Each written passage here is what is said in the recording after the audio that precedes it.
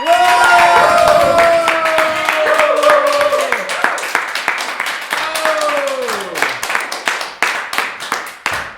the internet goes wild. All right, thank you everyone for joining. This is the fourth presentation on the second night of the 2020 Quarantine Edition Senior Project Presentations. Yes! It's been really awesome thus far, and I expect nothing less. It's just going to keep on going. So thank you for coming in. Some of you are just joining for the first time, and so I'm going to ask you to make sure that you mute yourself. Yes, especially you. Just go ahead and mute. That's just going to help there not be any ambient noise. Also another thing is the stream will come into your house smoother if you turn your video off. It'll just come in quicker, so turn off your mic and turn off your video so that you can get the stream better. Okay, and at the end of the presentation we'll have time for questions, and that will be when you can write a question via the chat. Okay, good. Is everyone muted? You can't say anything, so I can't even hear you. It's okay. So, without further ado, my pleasure to introduce Amory Lenarz.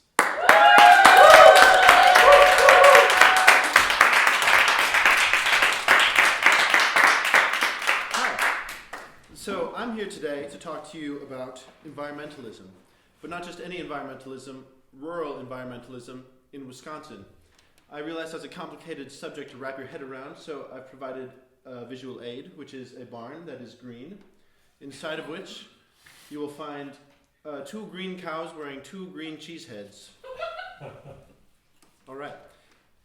So my interest in environmentalism started when I visited Guatemala last year with the upper Spanish class, and you could see when you looked into the valleys these massive piles of trash all over, just coming down off the mountains from the villages into the valleys. And I asked why, and the reasoning there was that there was a lack of funding and a lack of waste systems in place to deal with all that trash buildup. So, cut to September.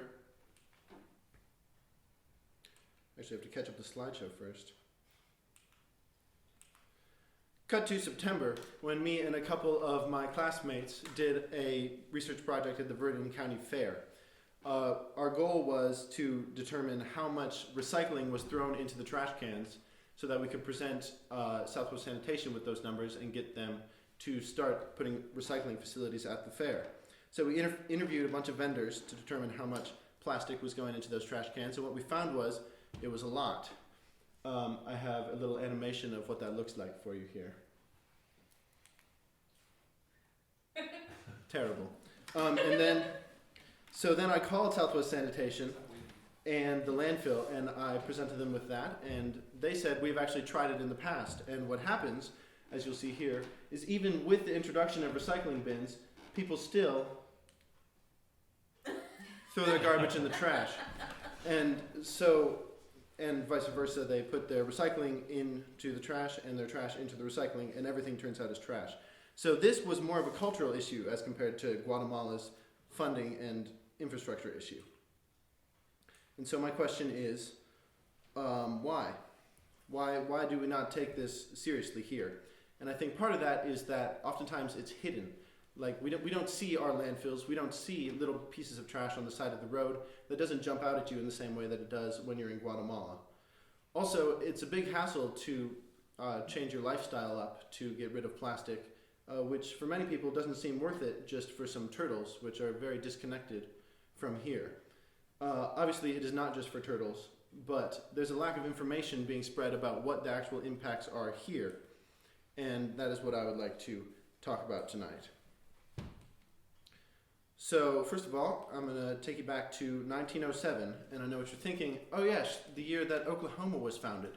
But actually, no, I was going to talk about the year that plastic was invented. Over that course of time, we have now ramped up global production to 415 million tons annually across the globe, about half of which, 208 million tons, is single-use plastic, which is far more detrimental to the environment. So, I just want to share some recycling myths, because oftentimes people think single-use plastics aren't that bad, they can just recycle, but that's really not the case in a lot of times. So first of all, recycling centers are really all about economic feasibility, or whether they are able to recycle those products based on based on whether they can make a profit on it, essentially. So here, only 2 out of 7 types of plastic are recycled, and that's because the other types, they won't make a profit. And of the 2 types that we can recycle, 25% of them make it into the into the recycling facilities. And so that's 9% of the total plastic that is given to the recycling facilities. The single-use plastic, that we produce in a year. Next, I want to talk about a little known danger, which I didn't really know about, and these are microplastics. So everything you use sheds fibers, whether you're wearing a shirt or laying on your bed sheets or touching a piece of wood, I guess. Fibers are shed, and that is true of plastic too, but these fibers are worse for you and the environment for a couple of reasons. Here, I've got a close-up. I don't know if you can see that, but there's little microfibers on that sandwich.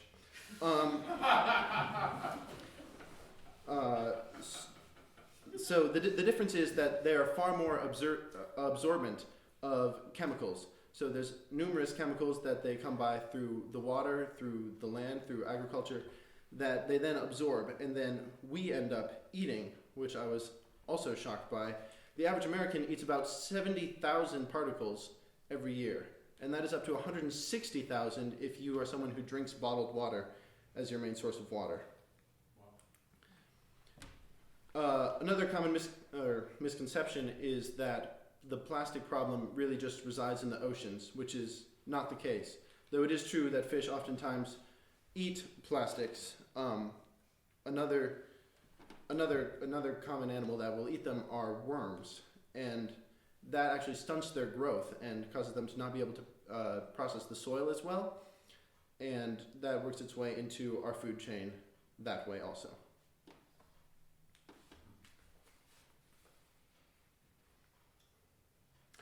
This highlights another flaw in the idea of recycling, because obviously if things are shedding all the time, you can't just, no matter how well you move it to the recycling facility, it will not be recycled, or the particles that fall off will not be recycled. And so it's not good enough to continue to recycle. Also, recycling encourages production of more plastic, and what we see that we actually need, if we consider microplastics, is a lack of production, or at least to significantly cut down on it. A popular idea is to ban specific types of plastics, such as straws. Those are a common one, mostly in coastal cities, because they're particularly harmful when sea animals ingest them. And while this is certainly a good thing, I want to be sure that we aren't fooled by that as thinking that the straws are the issue. Because while we may focus on straws, we may be drinking out of one of these cups, which are supposed to be compostable, but really are only compostable in industrial facilities, and we don't have those around here. They're also a type 7 plastic, meaning all of it goes to the landfill. So this is where we would like the government to impose some kind of ban on that. If the economic success of businesses is polluting the environment, as shown on the screen, that is the government's place to step in. But ours has not, and in fact, ours has done worse than just not step in. A big argument against banning plastics is the economics of it. The idea that companies say, if we can't make this and wrap it in this plastic, we won't be able to make it, people will buy it less, the economy will do terribly. And I just want to remind us that necessity is the mother of invention, and were the government to ban something like that, they would be able to come up with some sort of alternative.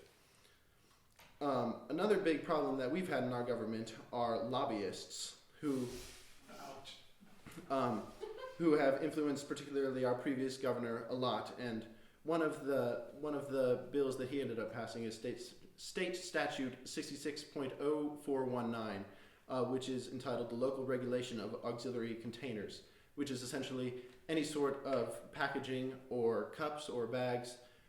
No local authorities, such as the Brocan government, can regulate that or impose a fee on that in any way, which seems kind of like a ridiculous law to have, I think, and so do some people in the Assembly who proposed Assembly Bill 177, which would repeal that law. Unfortunately, after being introduced about a year ago and receiving very little floor time, it was just voted down this past April 1st by 21 to 78. Another perceived benefit of plastic is this idea of cleanliness.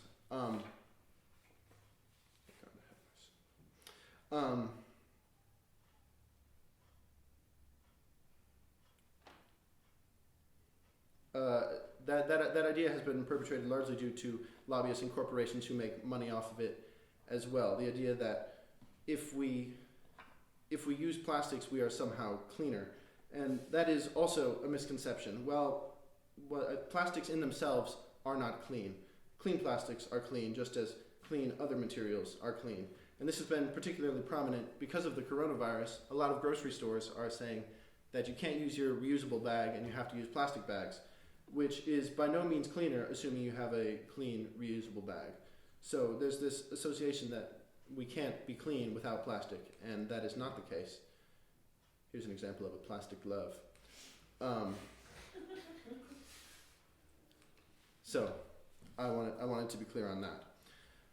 Another idea is that businesses could do something about it by changing up what they are selling. Like why sell single-use plastics when you could just not? And I wanted to give an example of how they're sometimes trapped in what they're doing.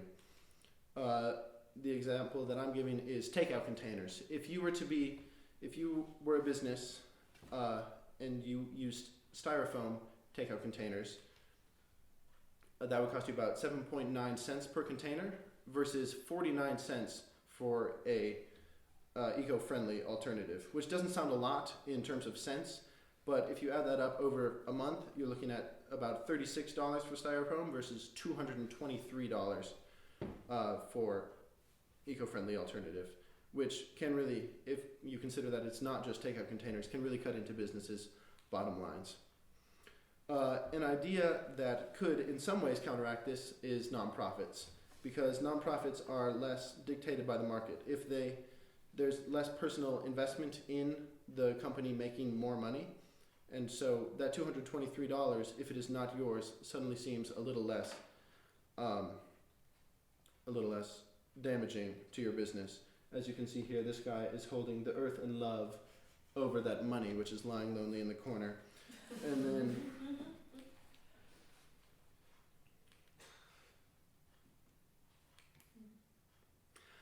I have spent the last several months working with Broco Plastic Free, which is a local plastic-free group who do things such as letter signings and educational work they've done in Chicago and with the 4-H.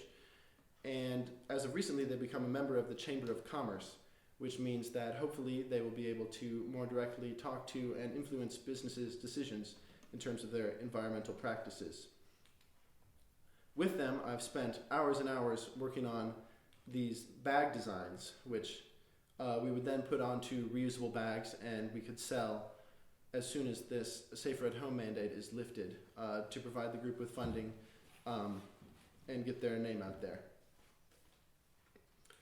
The last point that I would like to drive home is that individuals do have an impact. That's commonly something that I have thought in the past, that what difference does it make if I take this plastic bag or not? So on average, every American uses 110 pounds of single-use plastic and 69 plastic bottles and 315 plastic bags in a year. And so it is important to avoid the plastic bags. If you used a reusable bag for a year, you would save 315, which does have a large effect. In fact, if everyone in this tiny little town of Viroqua were to cut down on their single-use plastic for a year, we would save roughly 247 tons of plastic from entering the environment. lastly, I would like to thank Vicky and VPF for being my mentor and being so welcoming to me in that group. I would like to thank Sean for all the times that I have met with him. I would like to thank my parents for pushing me in this. I'd like to thank Gail Free, who I was able to talk to about Broco's waste streams. I'd like to thank Jim Olson, who I talked to about nonprofits. Connie Vanderheiden, who came in when I was having a freaking out moment, not knowing where I was going with this. And Stacy Sanborn and Heather Gage, who I talked to at the landfill and Southwest Sanitation.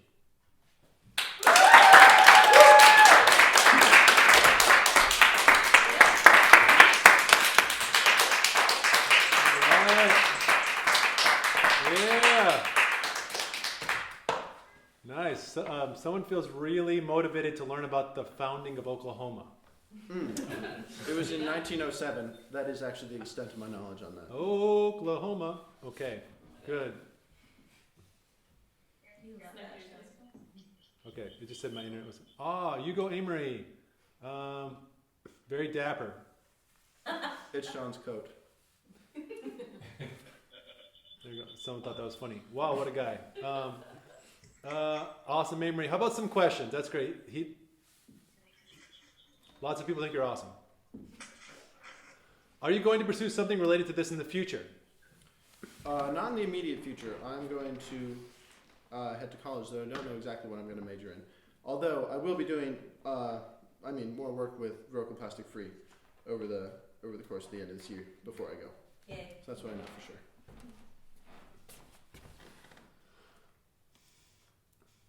All right, any more questions? Well, we got a question in the house.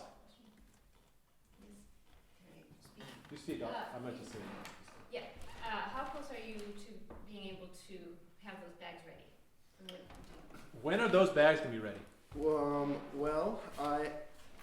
We can't get emulsion right now, which is what is holding us up at the moment, because so many art stores are not essential enough to be open. So I have done some work in making. There's an alternate method where you can draw on the image, but it's less exact. So I've done that just as a practice, but the bags should be ready whenever the stay-home order is lifted.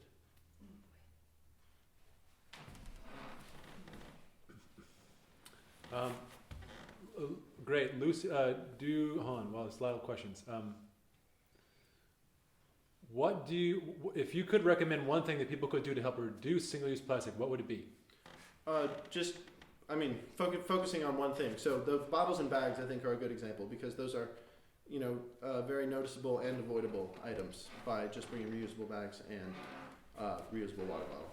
That would be the biggest thing. Do plastic refillable water bottles slough fibers like disposable single-use bottles? Yeah. Yep. It's always breaking down. Wow, great job. Lucy wants to know how he has most effectively reduced his plastic use. This is your cousin. How have you reduced your own plastic use? I don't get a lot of plastic bags, but that has been less of my focus. I have not done a ton of work on that. I'll get on it. Thanks, Lucy. Good, thanks, Lucy. Hold them to that.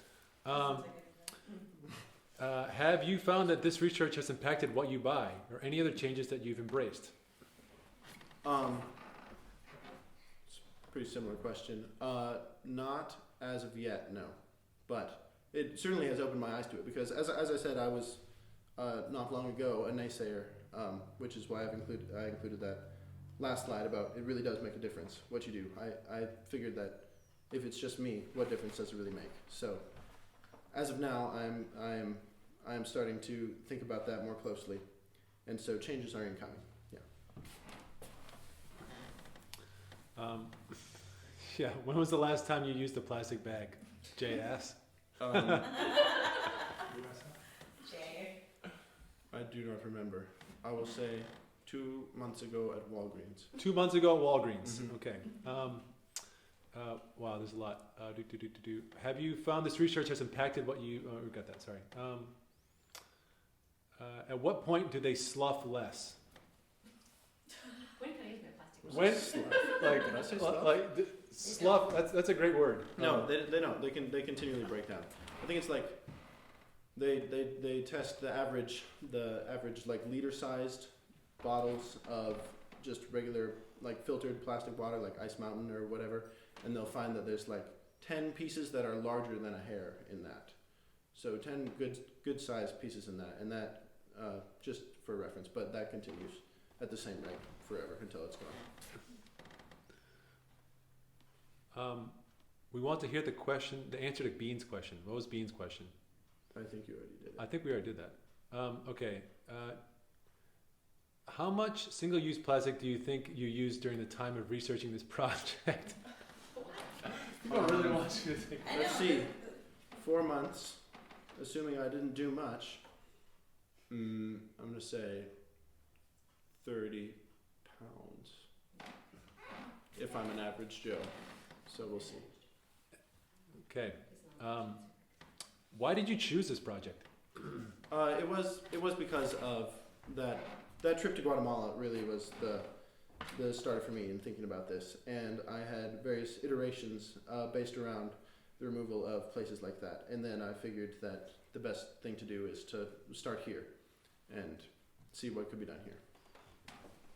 I have a question. Yeah, question from the house, Vicky. What local or statewide political actions do you think we could take to help make the next steps? Well, Let me just say, what local or statewide actions can we take? What are the next steps for political? I mean, in your own life, were that focusing on zero waste or such practices, I would have said call your representative about AB 177, but again, that got shut down just before I was making this presentation, really. So I don't know at the moment. I'll have to re-research that. I think we can repropose AB 177. Mm-hmm. Ask somebody to sponsor it. Isn't the ultimate? That's not really a question. Anyway, Paul asks, isn't the ultimate solution zero plastic, basically making plastic illegal? Yes, that's what a full ban would mean. Okay. Can a business make money recycling? Yes, they do, and right now less so than usual because there's that's the place that the industry is in right now. But in general, yeah, you recycle things and you make money, and that's why only 2 out of the 7 types are recycled. Most plastic can be recycled, but those are the ones that it's easiest to make money on. So, yeah. Do you like eating plastic? Asked Tucker. I'm pretty sure you don't. I didn't do it on purpose. Okay. You skipped my question. That's great. There's 50 people here. Can you say your question again? Do you see any benefit to plastics in our lives? I do think that I don't have any examples right now. There's obviously a convenience factor, and I do think plastic has a role. It's a unique compound, but the problem is the overproduction of it. So I'm sure it will have a place, but not a big one. Yeah. Right. Does the waste of microparticles get recycled? No, that just goes all over the place. All in your sandwich is what I was trying to show. Okay, this is a question I think a lot of people have. Are the compostable plastic bags at the co-op actually compostable? I believe those are. I'm pretty sure they are. I haven't looked into those as much, but the Ecos products, those cups are not here. All right. Okay, great. Can we just maybe applaud? Let's do it. Yeah.